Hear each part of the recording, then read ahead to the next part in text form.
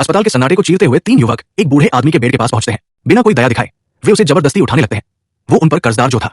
लेकिन तभी एक लड़की कमरे में दाखिल होती है। उसकी खूबसूरती देखते ही उनमें से एक लड़का ठिठक जाता है, मानो वो थम गया हो।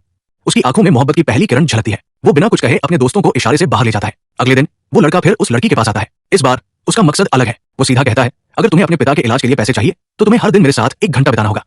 लड़की उसकी बात सुनकर गुस्से से इनकार कर देती है, लेकिन नियति कुछ और चाहती थी। शाम होते ही अस्पताल से फोन आता है, अगर आज तक पैसे जमा नहीं हुए तो इलाज रोक दिया जाएगा।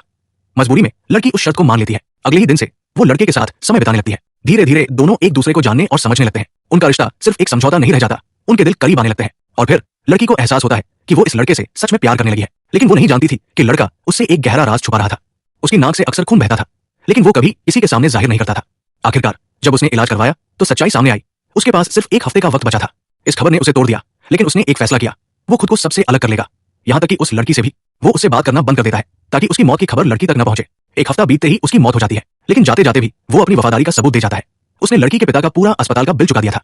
जब लड़की को यह पता चलता है तो उसकी आंखों से आंसू बहने लगते हैं। अब वो जान चुकी थी कि वो लड़का सिर्फ एक अजनबी नहीं, बल्कि उसकी सबसे सच्ची मोहब्बत था।